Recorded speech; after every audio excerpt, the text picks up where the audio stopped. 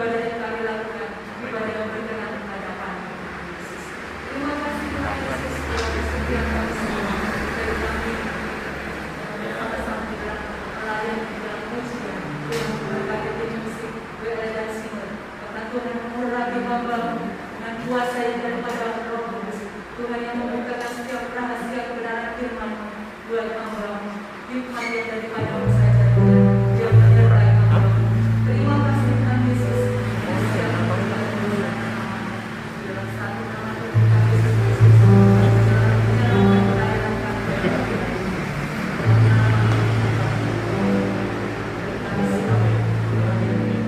Mari sama-sama katakan Amin.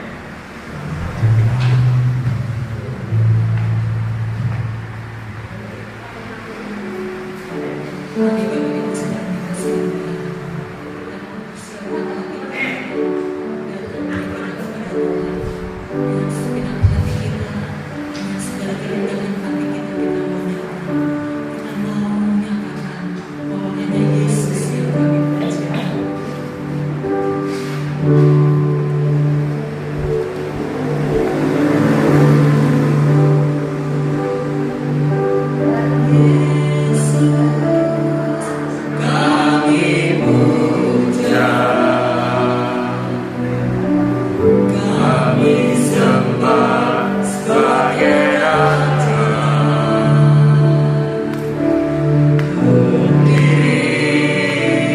Di tengah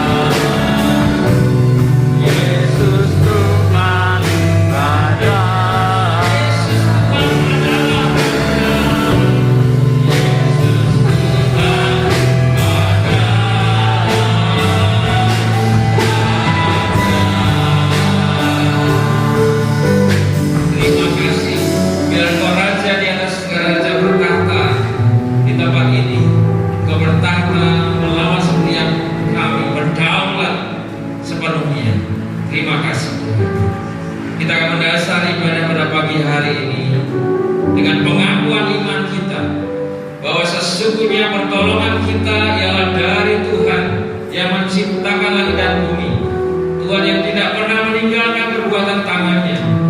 Oleh sebab itu turun atas kita kasih karunia dan damai sejahteranya, sementara kita berbuat bakti kepadanya. Kami menyerahkan pada pagi hari ini ya Bapa, Kau berkenan hadir melawan setiap kami, Kau berkenan melayani kami, menguduskan hidup kami, sehingga kami boleh layak untuk menghampiri dalam tahta kasih karunia-Mu, dan biar hadirat-Mu Tuhan boleh melawan setiap kami pagi hari ini Tuhan, memberkati kami, dan apa yang kami lakukan Tuhan melalui pujian penyembahan kami boleh menjadi dupa yang harum di hadapan-Mu Tuhan. Terima kasih dan Kau sampaikan apa yang menjadi isi hati-Mu melalui kebenaran firman pagi hari ini. Segera kuasa roh jahat udara yang berusaha untuk mengganggu ibadah pada saat ini, kami satukan hati, kami ikat, kami usir di dalam nama Tuhan Yesus. Biar Roh Kudus Kau yang boleh bekerja, Kau yang beracara dalam ibadah ini dari awal dan dari akhirnya. Terima kasih Tuhan. Kami akan mulai ibadah pada saat ini di dalam nama Tuhan Yesus. Amin. Silakan duduk.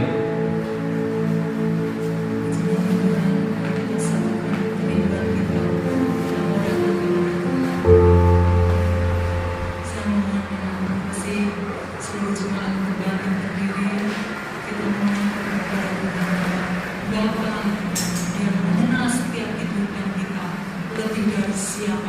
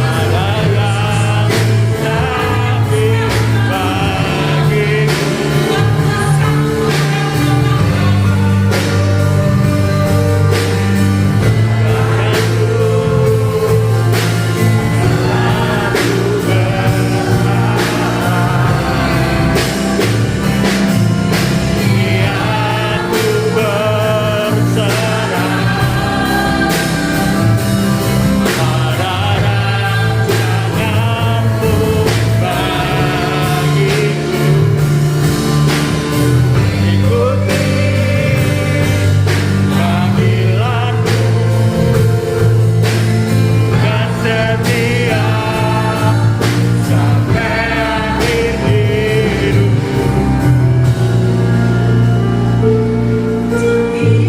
Aku percaya tiada yang mustahil bagimu. Kuasamu ku akan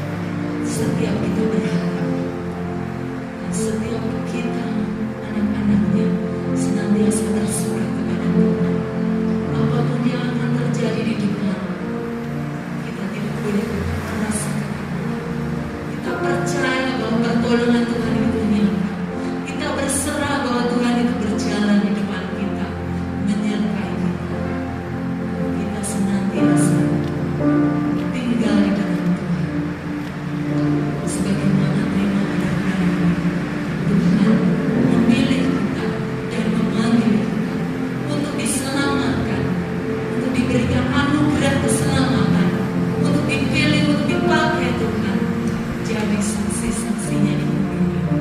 Kita meresponi kebenaran firman Tuhan dalam 1 bulan ini. Biarlah menjadi rema dalam setiap kehidupan, senantiasa mengubah sikap hati kita yang tidak benar kepada kita. Yakin bahwa kita adalah umat sudah dipanggil dan dipilih Tuhan sampai pada kekekalan. Terima kasih Tuhan Yesus. Tuhan memberkati ibadah kami dari awal pertengahan hingga pada akhirnya. Terima kasih Tuhan, kami siap memuji dan mengagungkan nama-Mu. Kami siap terima sukacita yang daripada-Mu. Terima kasih Tuhan, kami siap menyambut anugerah kasih-Mu yang begitu besar dalam setiap ibadah. Mari setiap jemaat Tuhan yang siap diberkati Tuhan, sama-sama katakan amin. Puji nama Tuhan. Selamat pagi Bapak Ibu Saudara yang dikasihi Tuhan.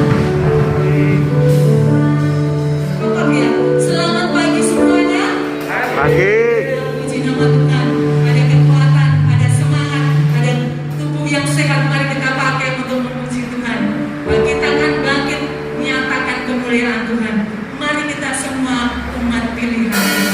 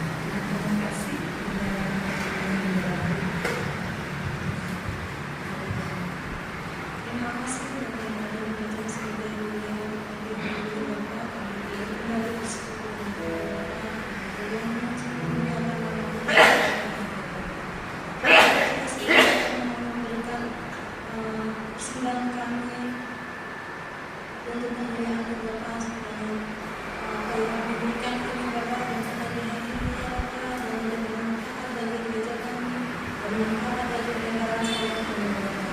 Terima kasih Bapa, terima kasih Bapa berkati anak-anakmu yang telah memberikan persembahan pada hari ini ya Bapa, memberikan yang berlimpah. Terima kasih Bapa, terima kasih doa yang jauh dari semua kami Bapa, kami naikkan hanya di dalam nama Tuhan Yesus. Amin.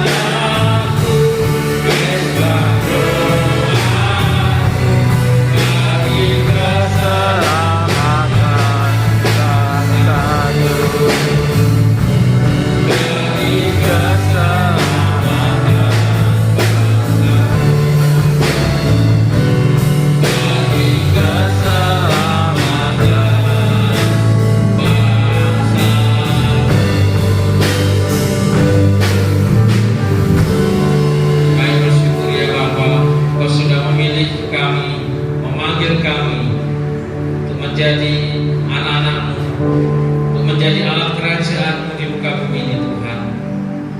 Siapakah kami ini Tuhan? Kami orang yang tidak layak di hadapan-Mu Tuhan, tetapi Engkau melayakkan setiap kami untuk kami boleh menjadi orang-orang pilihan-Mu Tuhan. Biar kami boleh menghargai akan kasih karunia-Mu yang begitu besar dalam hidup kami. Sehingga kami senantiasa hidup dalam kerendahan hati. Kami senantiasa menyadari diri kami Tuhan di hadapan-Mu. Dan biar melalui firman-Mu pada pagi hari ini Tuhan, Kau singkapkan bagi setiap kami. Sampaikan apa yang menjadi kehendak-Mu Tuhan. Berikan roh hikmat dan wahyu supaya kami dapat mengenal Engkau dengan benar. Roh Kudus mengurapi setiap kami, baik hamba-Mu yang menyampaikan maupun setiap kami yang mendengar. Hati kami terbuka untuk kebenaran firman-Mu pada pagi hari ini Tuhan. Kami siap untuk menerima firman-Mu di dalam nama Tuhan Yesus. Amin. Silakan dulu. Shalom. Puji nama Tuhan. Bapak Ibu Saudara yang dikasihi Tuhan, saudara dan saya adalah orang-orang yang beruntung karena kita adalah orang-orang yang memperoleh kasih karunia Tuhan yang begitu besar. Kita dilayakkan untuk kita boleh menjadi anak-anaknya. Kita adalah orang-orang pilihan Tuhan, itu yang menjadikan kita untuk kita selalu hidup dalam kasih karunia-Nya, hidup dalam anugerah Tuhan, untuk kita mau melakukan segala apa yang menjadi kehendak Tuhan dalam hidup ini. Pagi hari ini kita akan belajar bersama-sama dengan satu judul khotbah, yaitu rahasia panggilan Tuhan, yang diambil dari Efesus pasal yang ketiga ayat 1 sampai yang ke-13. Kita akan baca ayat-ayat ini bersama-sama gantian. Saya akan baca ayat yang ganjil, nanti Bapak Ibu Saudara ayat yang genap, ayat yang ke-13 kita akan baca bersama-sama. Itulah sebabnya aku ini Paulus, orang yang dipenjarakan karena Kristus Yesus, untuk kamu orang-orang yang tidak mengenal Allah.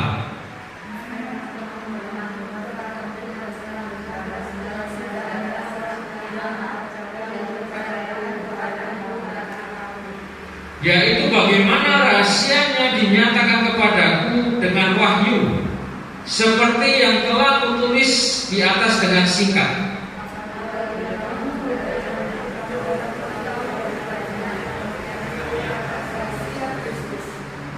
Yang pada zaman angkatan-angkatan dahulu tidak diberitakan kepada anak-anak manusia, tetapi yang sekarang dinyatakan di dalam Roh kepada rasul-rasul dan nabi-nabinya yang kudus.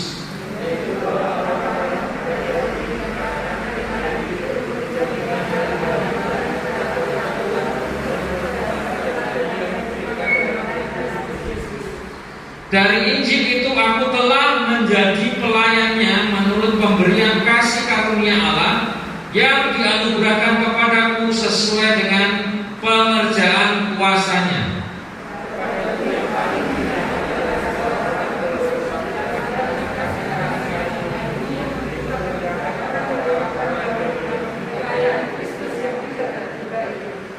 Dan untuk menyatakan apa isinya tugas penyelenggaraan rahasia yang telah berabad-abad tersembunyi dalam Allah yang menciptakan segala sesuatu.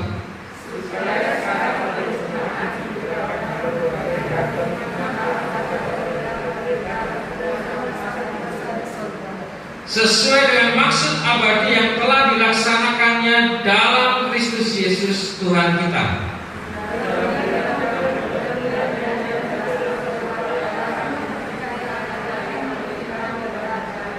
Ayat 13 kita baca bersama-sama. 1, 2, 3. Sebab itu aku minta kepadamu supaya kamu jangan tawar hati melihat kesesakanku karena kesesakanku itu adalah kemuliaan. Amin.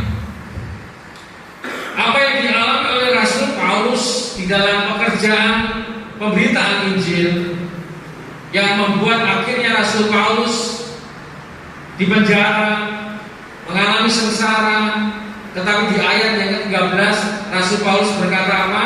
Aku minta kepadamu supaya kamu jangan tawar hati karena kesesakan kesesakanku karena kamu, karena kesesakanku adalah kemuliaan. Karena Rasul Paulus menyadari bahwa resiko yang dia alami untuk dia memberitakan Injil dan dia harus mengalami kesesakan itu tidak dapat dibandingkan dengan rahasia Allah yang harus dinyatakan kepada manusia yang sudah tersimpan berabad-abad lamanya. Dan pagi hari ini kita mau belajar rahasia apa panggilan itu. Namun sebelumnya kita akan belajar bersama-sama latar belakang dari surat ini ditulis, yaitu ketika Paulus berada di penjara. Dikatakan dia di penjara karena Kristus untuk kamu. Jadi Rasul Paulus dengan tegas menyatakan kalau dia masuk penjara itu bukan karena dia berbuat kriminal, berbuat kejahatan, tetapi karena Kristus, karena kepentingan Kristus, karena tugas pemberitaan Injil. Dan untuk kamu yaitu untuk siapa? Untuk jemaat-jemaat yang ada di Efesus. Pemberitaan Injil merupakan tugas kasih karunia yang dipercayakan Tuhan kepadanya. Dan setiap orang yang percaya juga memperoleh tugas pemberitaan Injil oleh Tuhan Yesus Kristus. Di dalam ayat yang ke-7 dikatakan, dari Injil itu aku telah menjadi pelayannya menurut pemberian kasih karunia Allah yang dianugerahkan kepadaku sesuai dengan pengerjaan kuasanya, kepadaku yang paling hina di antara segala orang kudus. Telah dianugerahkan kasih karunia ini untuk memberitakan kepada orang-orang bukan Yahudi kekayaan Kristus yang tidak terduga. Paulus menyadari jikalau dia dipakai Tuhan untuk bisa menjadi alat Tuhan, untuk bisa memberitakan Injil, itu semuanya karena kasih karunia, bukan karena kehebatan Paulus. Bukan. Paulus berkata, kepadaku yang paling hina di antara segala orang kudus. Di dalam Korintus dia berkata, aku ini yang paling hina dari antara para rasul-rasul yang lain. Less than the least, ya, yang paling rendah, yang paling kecil dari yang paling kecil, ya. Yang paling kecil dari yang paling kecil, saudara. Yang paling hina dari yang terhina dari segala orang kudus. Ini menunjukkan bahwa Rasul Paulus menyadari siapakah dirinya. Panggilan Tuhan tidak membuat Rasul Paulus menjadi sombong. Panggilan Tuhan tidak membuat Rasul Paulus memegahkan diri. Tetapi Rasul Paulus selalu menyadari dari mana dia diambil. Kita seharusnya belajar dari kehidupan Rasul Paulus untuk kita tetap menjaga hati kita, tetap rendah hati di hadapan Tuhan. Kalau kita boleh melayani Tuhan karena kasih karunia. Kalau saya boleh berdiri di tempat ini, itu hanya karena kasih karunia. Kita harus selalu mengingat apa yang Tuhan lakukan dalam hidup kita. Karena semuanya hanya kasih karunia, bukan karena gagah dan batin. Rasul Paulus merasa paling hina di antara orang kudus. Ini menunjukkan kerendahan hatinya. Ini menunjukkan bahwa dia selalu menjaga hatinya. Di dalam kisah Rasul Paulus berkata, aku senantiasa menjaga hati nuraniku murni di hadapan Tuhan dan sesama. Kita harus selalu menjaga hati kita, saudara, tetap murni. Tidak mudah untuk kita menjaga hati tetap murni. Kita perlu merenungkan kasih Tuhan dalam hidup kita. Kadang-kadang saudara, apa yang kita lakukan setiap waktu itu membuat kita tidak sadar kita bergeser. Ya. Contohnya seperti timbangan di pasar, ya. Baik timbangan digital atau timbangan yang manual yang biasa, saudara. ketika timbangan itu dipakai terus-menerus, lama-lama nilainya bisa bergeser. Benar nggak? Kadang-kadang kita menuduh, wah ini curang, timbangannya dikurangi. Bisa jadi, tapi belum tentu juga. Bisa jadi karena tidak pernah disetel ulang timbangannya, sehingga nilainya bergeser. Ya. Setiap pagi, setiap sore, barista, ya, pembuat kopi itu selalu mengkalibrasi mesin kopinya, supaya apa? Supaya rasanya itu nggak bergeser, nggak berubah. Kalau dipakai terus, saudara, sepanjang hari dipakai, nggak dikalibrasi, maka rasanya bisa berubah, lama-lama bisa berbeda, saudara. Seringkali kita melakukan pelayanan-pelayanan kita, kegiatan-kegiatan rohani kita, saudara. Kalau kita tidak pernah mengkalibrasi hidup kita, menyetel ulang hidup kita, kadang-kadang nilainya bergeser. Kadang-kadang motivasi kita mulai bergeser. Kadang-kadang tujuan kita mulai bergeser, sehingga kita tidak sadar bahwa apa yang kita lakukan ternyata tidak berkenan di hadapan Tuhan. Kita perlu belajar dari Rasul Paulus. Rasul Paulus selalu mengingat, aku ini yang paling hina dari segala orang kudus. Rasul Paulus menyadari siapakah dirinya. Kita perlu selalu merenungkan, punya waktu untuk kita berdiam diri di hadapan Tuhan, merenungkan kebaikan Tuhan, merenungkan dari mana kita berasal, supaya nilai kita nggak bergeser, saudara. Kapal kalau itu bergeser setengah derajat saja, saudara, maka makin lama bisa semakin jauh, tidak sesuai dengan tujuan awal. Ini yang penting, saudara. Kita perlu belajar pagi hari ini dari Rasul Paulus. Dia menyadari bahwa semua yang dia lakukan hanya karena kasih karunia. Tuhan saya seringkali berkata pada Tuhan, selidiki hati saya. Saya takut kalau saya nggak lagi murni. Saya takut kalau tidak lagi murni motivasi saya. Buat apa kita melayani Tuhan?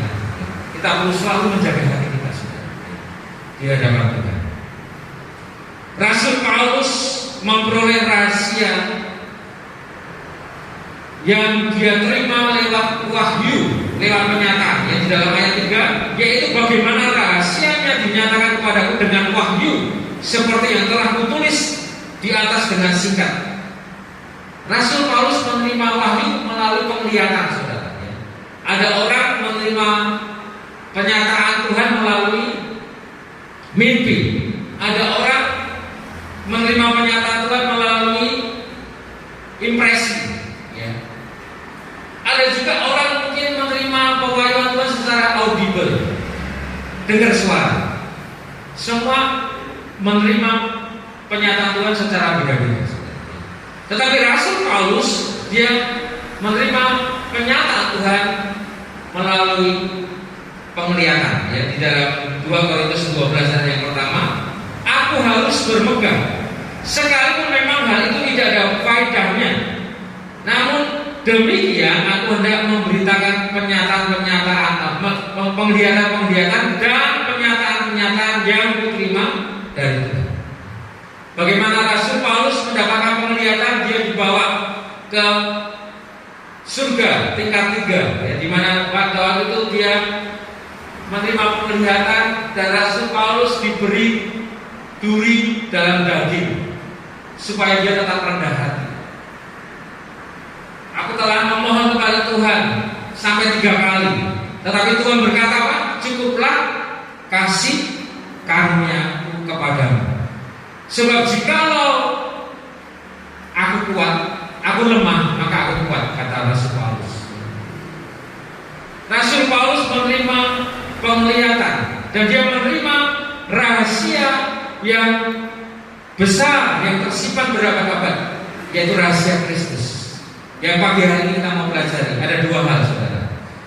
Kata rahasia itu diulang sampai 3 kali. Nanti saudara bisa baca lagi ayat 3, ayat 4, ayat 9. Rahasia Kristus, rahasia yang tersimpan berabad-abad lamanya. Apakah rahasia itu, saudara? Yang pertama, rahasia yang pertama bahwa keselamatan untuk semua orang yang percaya, bukan hanya orang Yahudi. Karena pada waktu itu orang Yahudi mereka merasa adalah umat pilihan Tuhan, saudara. Mereka merasa bahwa mereka adalah keturunan Abraham, mereka orang yang spesial, nggak salah, saudara. Tetapi ternyata ada rahasia yang tersimpan yang dinyatakan melalui Rasul Paulus bahwa Mesias, keselamatan itu tidak hanya untuk orang Yahudi, tetapi juga bukan orang Yahudi, alias untuk semua orang yang percaya. Rahasia Kristus bahwa orang-orang yang bukan Yahudi juga menerima keselamatan dari Kristus. Sampai hari ini, saudara, orang Israel itu masih menantikan juru selamat, Mesias. Saya waktu sekolah di Tawang pernah ada turis dari Israel, saudara. 2 orang, suami istri, ya. Tahu-tahu mereka lihat sekolah mereka mampir, saudara. Waktu saya sama teman-teman lagi ngobrol, akhirnya kami ngobrol, ya. Saya memberikan mereka pertanyaan, saudara, ya. Apakah kamu percaya Yesus sebagai juru selamat? Saya nanya langsung, saudara, waktu itu, ya, dalam bahasa Inggris, ya. Dan mereka berkata, kami percaya Yesus hanya sebagai nabi, ya.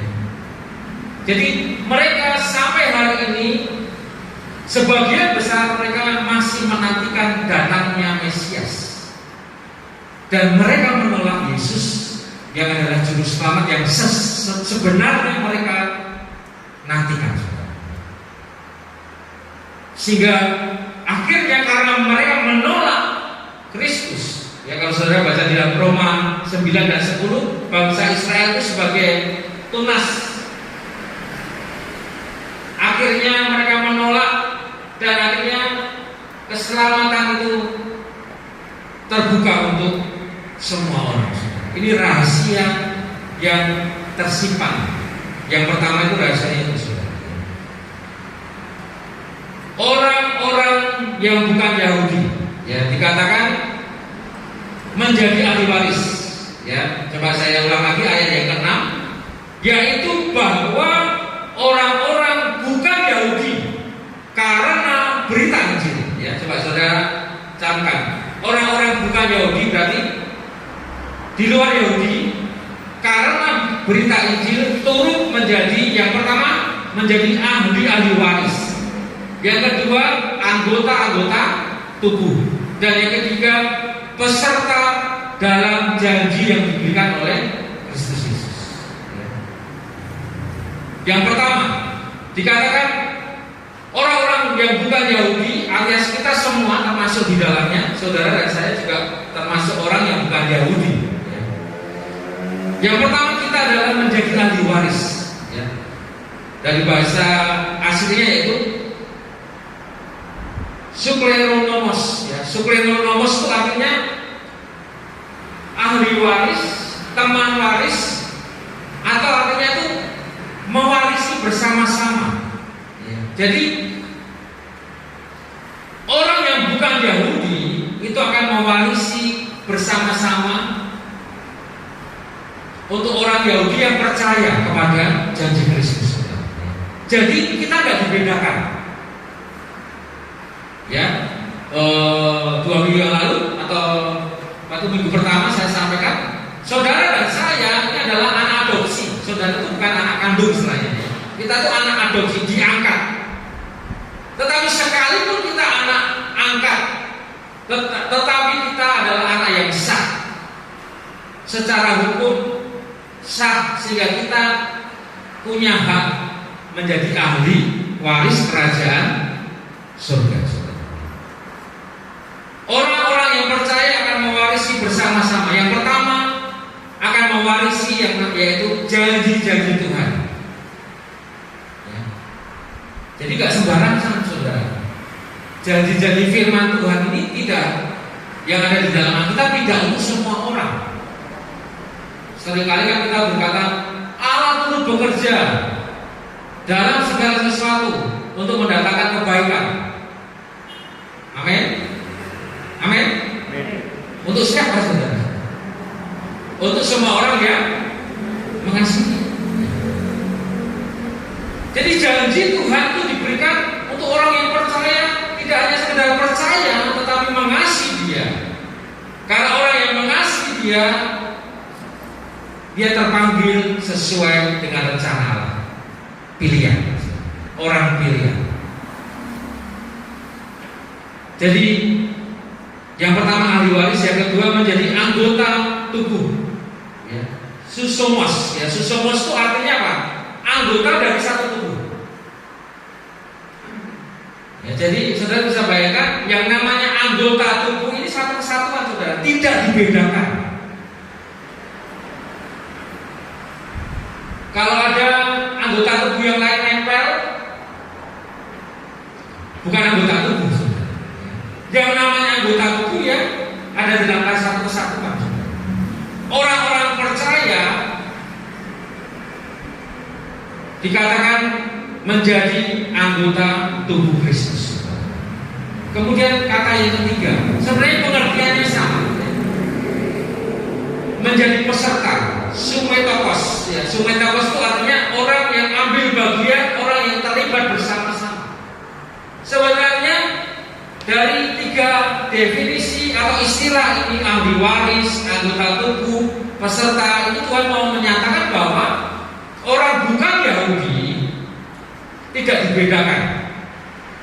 Malahan orang yang Yahudi sekalipun kalau dia nggak percaya dengan berita Injil, tidak akan menerima warisan surga. Jadi rahasia yang pertama bahwa keselamatan itu terbuka untuk semua orang, bukan hanya orang Yahudi. Memang Yesus di dalam Yohanes 4 mengatakan keselamatan datang dari Yahudi, orang Israel, melalui Mesias yang lahir dari garis keturunan orang Yahudi. Tetapi keselamatan itu berlaku untuk semua orang yang percaya. Itu yang pertama. Kemudian yang kedua, apa rahasia? Rahasia yang tersimpan berabad-abad lamanya, yaitu Tuhan mau memakai gerejanya untuk memberitakan Injil keselamatan. Ini rahasia besar. Tuhan pakai gerejanya. Tuhan tidak memakai malaikatnya. Tuhan tidak pakai yang lain untuk sebagai alatnya memberitakan keselamatan. Ayat yang ketiga, ayat pasal yang ketiga, ayat yang ke-10 dan 11, supaya sekarang oleh jemaat diberitahukan berbagai ragam hikmat Allah kepada pemerintah-pemerintah dan penguasa-penguasa di surga sesuai dengan maksud abadi. Apa maksud abadi yang dimaksud? Yang telah dilaksanakannya dalam Kristus Yesus. Jadi maksud abadi yaitu keselamatan yang dikerjakan oleh Yesus Kristus itu dipercayakan oleh jemaat, yaitu gereja Tuhan, untuk disampaikan kepada orang-orang, semua orang, supaya keselamatan itu diberitakan kepada banyak orang. Gereja dari kata eklesia. Eklesia artinya dari dua kata ya, ek dan kaleo. Ek itu artinya keluar dari, kaleo itu artinya memanggil. Ya. Kalau bahasa Inggris kita mengenal ada kata calling. Ya. Kaleo itu bahasa Yunaninya sebenarnya. Ek itu adalah keluar dari. Jadi gereja adalah orang-orang yang dipanggil keluar dari kegelapan menuju terang. ajaib. Untuk apa? Untuk memberitakan perbuatan-perbuatan Allah yang besar. Ya, kita bisa lihat di dalam 1 Petrus 2 ayat 9. Tetapi kamulah bangsa yang terpilih, imamat yang rajani, bangsa yang kudus, umat kepunyaan Allah sendiri, supaya kamu memberitakan perbuatan-perbuatan yang besar dari Dia yang telah memanggil kamu keluar dari kegelapan kepada terangnya yang ajaib. Itulah gereja, jemaat. Ya. Gereja dalam persatuan orang percaya yang dipanggil keluar dari kegelapan kepada terangnya yang ajaib. Gereja dalam persatuan orang-orang percaya. Jadi gereja itu bukan gedungnya, saudara. Gereja itu bukan gedungnya, saudara. Gedung ini hanya sementara, saudara. Tetapi gereja sesungguhnya adalah orang-orang percaya yang ada di dalamnya. Gereja adalah saudara dan saya yang kita bersekutu. Dan Tuhan mau pakai kita untuk menjadi alat kemuliaan Tuhan, menyampaikan berita keselamatan. Gereja dalam tubuh Kristus, di mana Kristus sendiri adalah kepala. Saudara dan saya adalah tubuhnya. Kita punya fungsi yang berbeda. Ada yang jadi tangan, ada yang jadi kaki, ada yang jadi mata. Ya. Kita punya fungsi yang berbeda, karunia-karunia yang berbeda. Itulah gereja. Dan kita diperlengkapi dengan karunia-karunia untuk apa, saudara? Untuk mencapai tujuan Tuhan, yaitu kedewasaan iman. Jadi gereja punya tanggung jawab untuk memberitakan Injil kepada orang-orang yang belum percaya, dan gereja juga punya tanggung jawab untuk menjadi dewasa. Ini yang menjadi tema kita, yaitu kita berbuah, untuk kita bisa bertumbuh, bersatu dan menjadi dewasa, sehingga kita bisa dipakai Tuhan untuk menjadi alat Tuhan. Gereja memberitakan maksud abadi yang telah dilaksanakan dalam Kristus Yesus. Gereja harus memberitakan Injil Kristus, bukan Injil-Injil yang lain.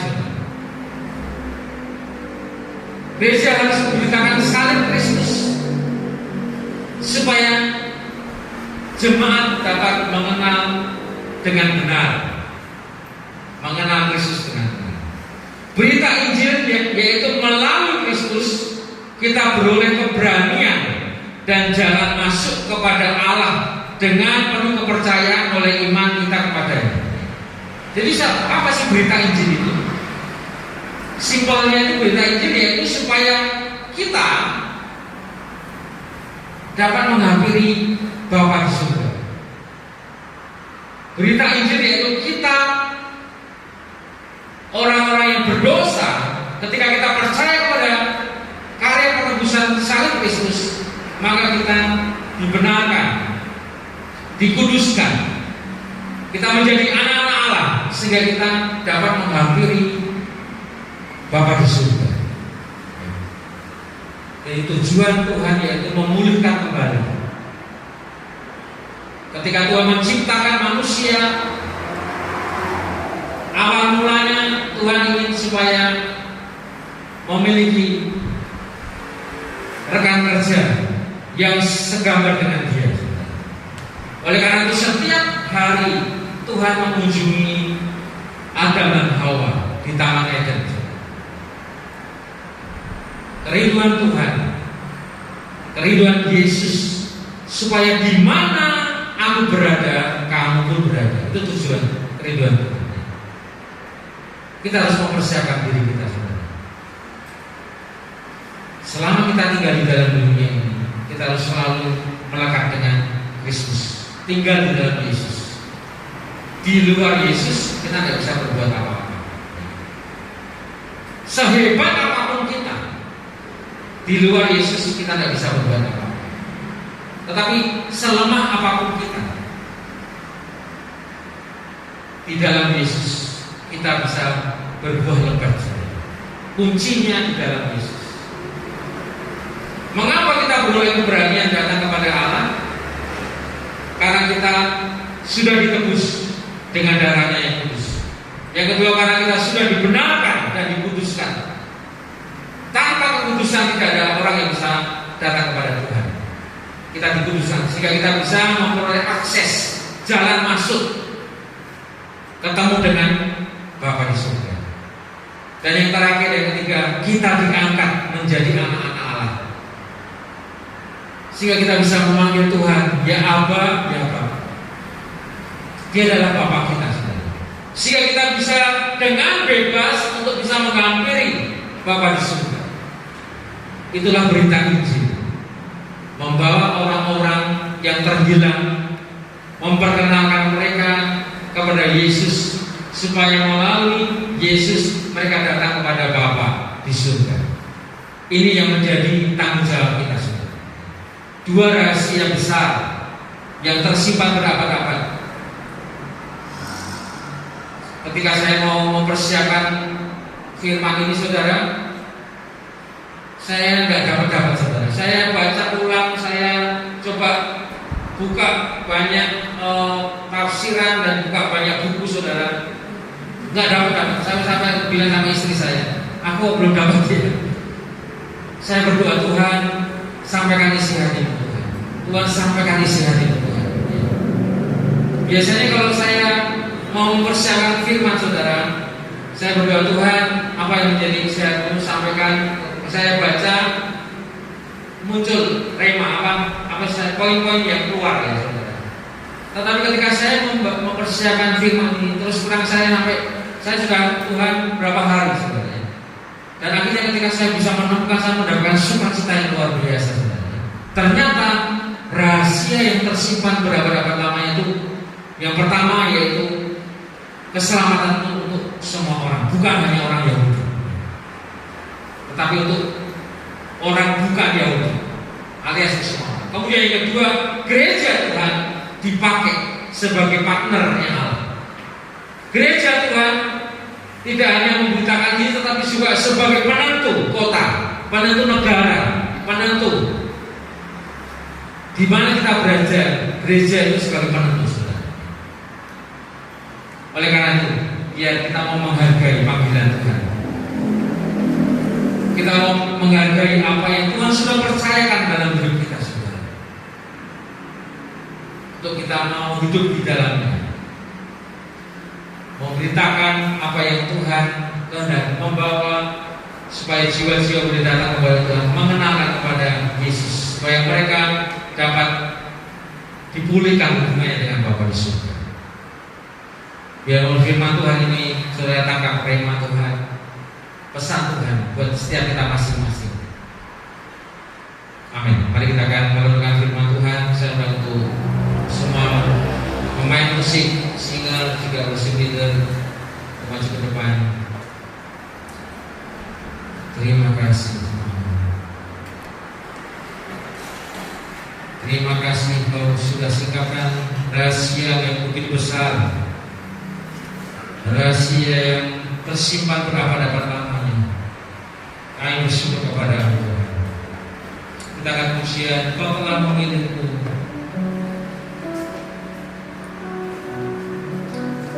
Selama 1 bulan ini kita belajar bersama-sama tentang rahasia orang pilihan Tuhan, panggilan Tuhan. Saya harap saudara menangkap pesan Tuhan, mengetahui, menyadari bahwa siapakah kita di hadapan Tuhan.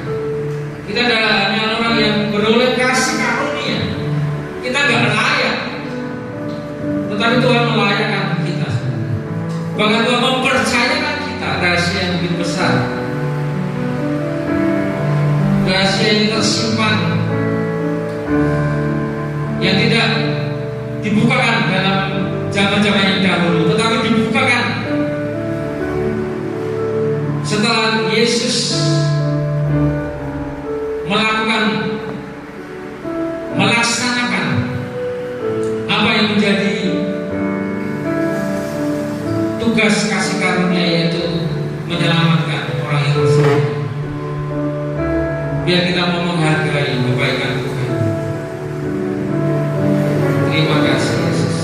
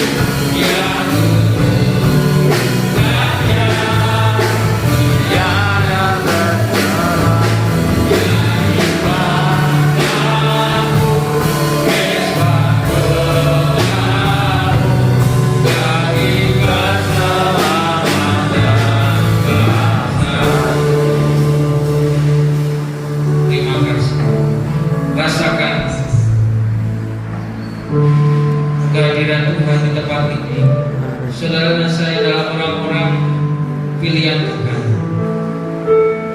Kita menjadi ahli waris, kita menjadi anggota tubuh Kristus, kita menjadi peserta yang akan memperoleh janji Tuhan.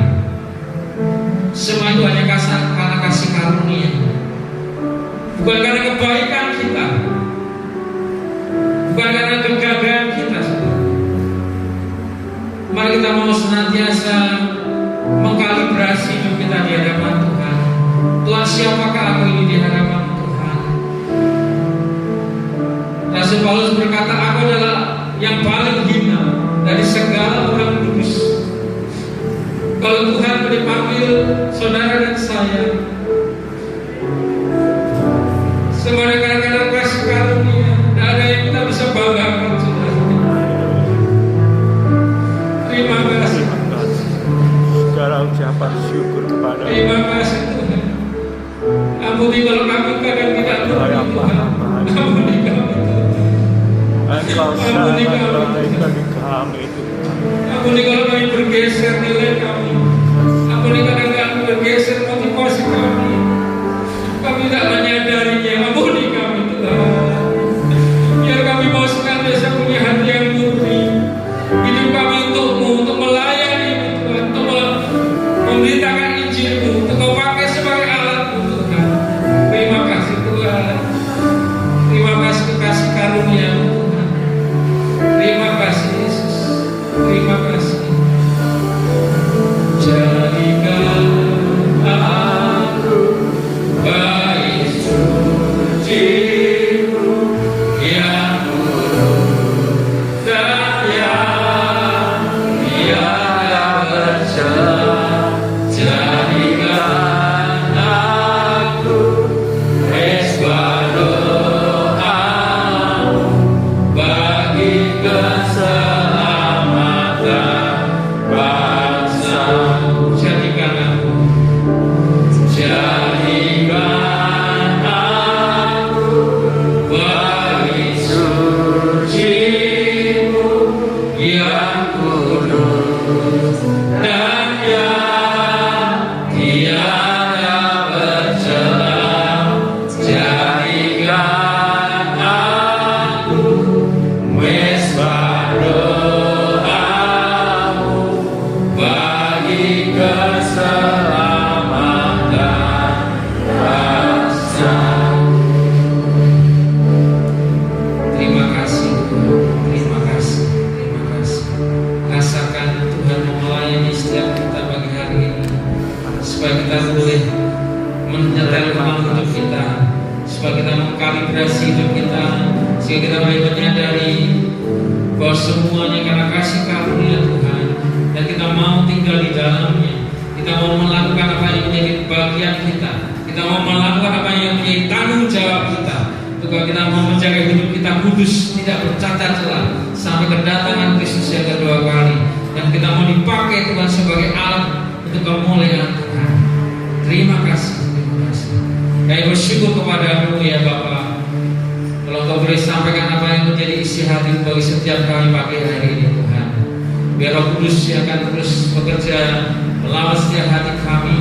Sehingga setiap benih firman yang sudah kami terima Tuhan akan bertumbuh, akan berakar, akan berbuah lebat Tuhan untuk kemuliaan bagi nama Tuhan. Tolong setiap kami senantiasa menjaga hati kami murni di hadapan Tuhan.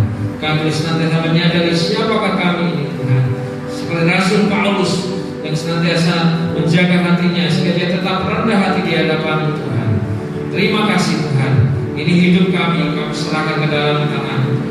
Terpujilah nama-Mu Tuhan. Berkati setiap kami yang sudah hadir dalam dengan firman-Mu.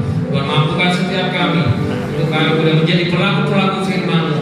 Roh Kudus yang akan memberikan kemampuan setiap kami, mengingatkan setiap kami. Terima kasih Bapa. Di dalam nama Yesus kami berdoa dan bersyukur. Haleluya. Setiap kita yang sudah diberkati dari firman Tuhan, mari katakan amin. Silakan duduk.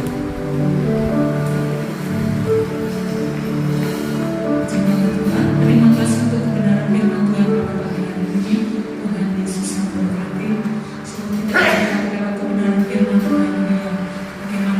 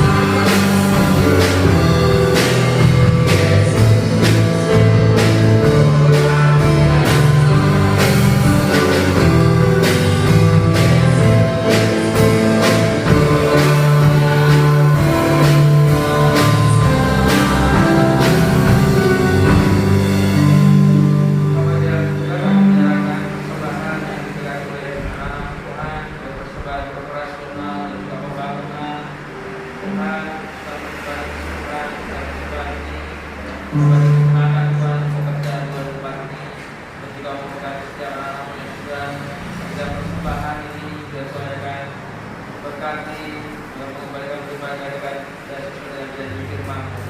Memberkati setiap hamba-Mu yang mengelola persembahan ini Tuhan, juga hikmat kebijaksanaan, dan dapat mempergunakannya Tuhan untuk kemuliaan bagi nama. Terima kasih ya Bapa, di dalam nama Yesus kami berdoa. Untuk segala kesalahan dan saudara-saudara yang masih memberkati.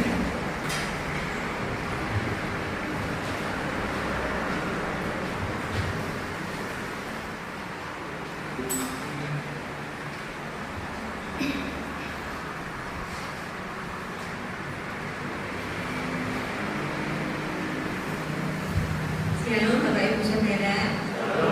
Pengumuman hari Minggu tanggal 30 Januari 2022. Yang pertama, ibadah raya diadakan 2 kali, pagi jam 9 dan sore jam 5. Yang kedua, Komsel GIA Jatimala diadakan setiap hari Kamis jam 7 malam via video call WA atau Google Meet sesuai dengan kelompok masing-masing.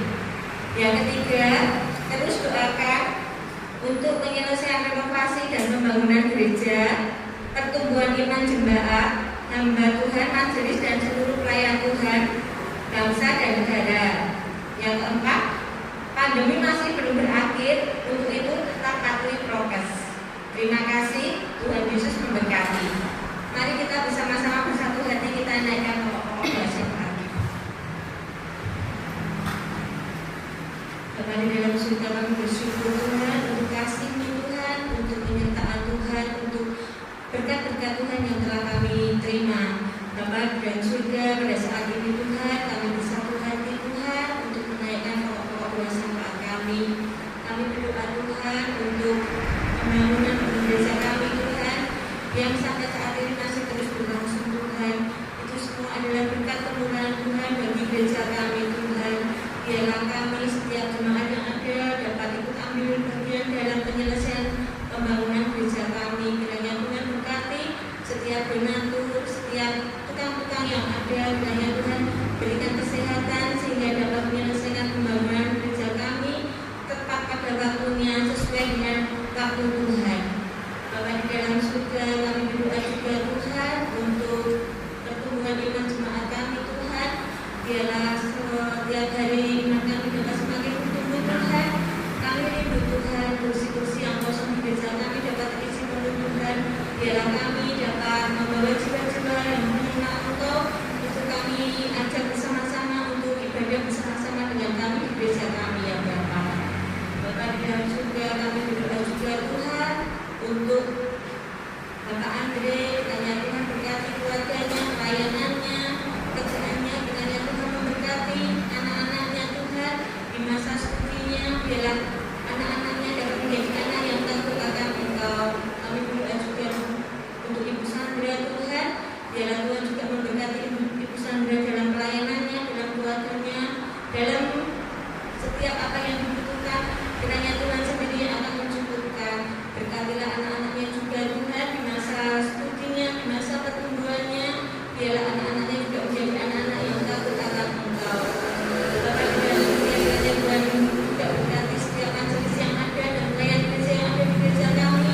Biarlah kami dapat bersatu hati Tuhan, mempunyai visi dan misi Tuhan untuk membawa kemajuan dalam gereja kami Tuhan. Biarlah kami dapat bekerja sama yang lebih baik dalam kemajuan gereja kami. Bapak di dalam surga, kami juga berdoa Tuhan untuk bangsa dan negara kami Tuhan.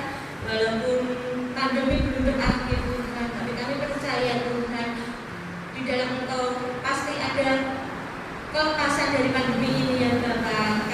Kiranya Tuhan berkati pemimpin yang ada di bangsa kami dari tingkat rendah hingga tingkat tertinggi Tuhan. Kiranya Tuhan berkati Bapak Presiden beserta jajarannya. Biarlah mereka dapat memberikan jalan keluar dalam menyelesaikan pandemi ini ya Bapak. Terima kasih Bapak. Hanya di dalam nama Tuhan kami Yesus Kristus kami sudah berdoa dan mengucap syukur. Haleluya. Amin.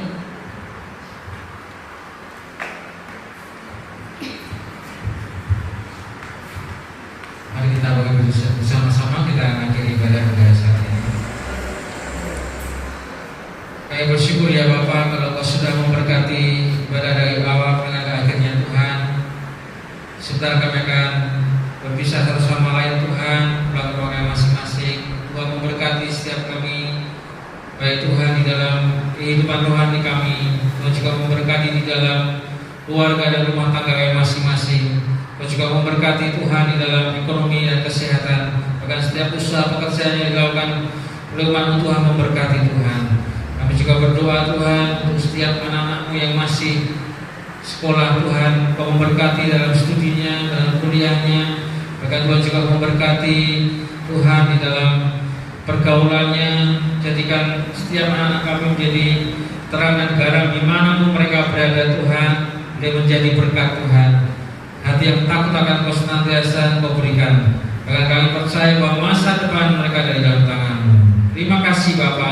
Di dalam nama Tuhan Yesus kami berdoa dan bersyukur. Amin.